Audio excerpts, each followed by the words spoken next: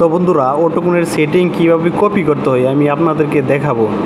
তো প্রথমে আপনারা যে সেটিংটি কপি করবেন সেটি সিলেক্ট করে কপিতে ক্লিক করবেন। তারপরে একটি ফেস সামনে চলে আসবে। তো নিচে দেখেন ওভার রাইট, তো ওভার রাইটে আপনি কোন সেটিংয়ের উপর এটি কপি করবেন সেটি আপনি সিলেক্ট করে নেবেন। তো আমি সিলেক্ট করে নিচ্ছি, তারপর ওকে বাটনে চাপ দেবেন। তারপর আরেকটি ফেস আসবে, এই ফেসে আপনি আপনার যে সেটিংটি সেটি আপনি এডিট করে নেবেন। তো আমি এখানে এডিট করে নিচ্ছি আমার সেটিংটি।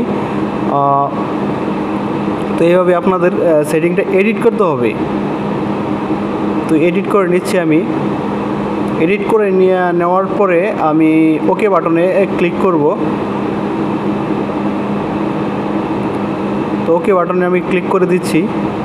তারপরে লট এডিট করে নিচ্ছি। আমাদের ইয়ান লট কত সেটি আমি এখানে এডিট করে তারপরে ওকে বাটনে আমি চাপ দিব।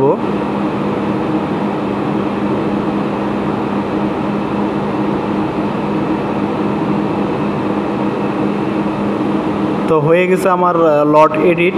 ওকে বাটনে আমি চাপ দিয়ে দিলাম, তারপরে আবার ওকে বাটনে কনফার্ম করতে হবে। তো এখানে কাউন্টের একটা অপশান আছে, তো কাউন্টের অপশানটা আপনি এখানে সেট করে নেবেন। কাউন্টের অপশান আমি সেট করে নিচ্ছি, তারপরে এখন ওকে বাটন দিয়ে কনফার্ম করে নিলাম। তো আমার হয়ে গেল আমাদের সেটিং কপি করা।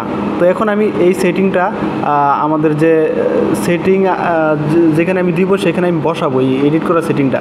তো আগের যে সেটিংটা ছিল এটি আমি বন্ধ করে নিচ্ছি। বন্ধ করার পর এরকম অপশন আসবে আমাদের নিচে যে আর্টিকেল চেঞ্জ। তো আর্টিকেল চেঞ্জে আমি ক্লিক করব। ক্লিক করার পরে এইখান থেকে আমি এই পপ আপ মেনু থেকে আমি সিলেক্ট করে নেব আমি যে সেটিংটা কপি করেছিলাম সেই সেটিংটা। আমি খুঁজতেছি, এই যে পেয়ে গেছি আমি সেটিংটা, এখন আমি কপি করে নিচ্ছি। তো হয়ে গেলো আমার কপি করা। তো হয়ে গেল, এখন আমি চেক দিব আমি যে সেটিংটা কপি করে এখানে বসালাম। আমাদের যে ইয়ান ক্লিয়ারার যে সেটিংটা চেঞ্জ কপি করে আমি এখানে বসালাম, এটি আমি চেক দিচ্ছি যে আমাদের আর্টিকেল নাম এবং লট নাম্বার এগুলো ঠিক আছে কি না।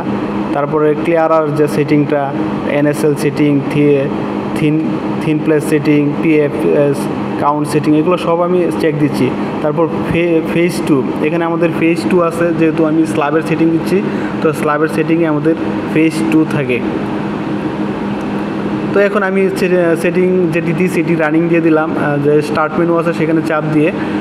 এখন আমার হয়ে গেল আমাদের সেটিং এডিট করার পরে সেটিং বসিয়ে আমি রানিং দিয়ে দিলাম। এইখানেই সমাপ্ত। আল্লাহ হাফেজ।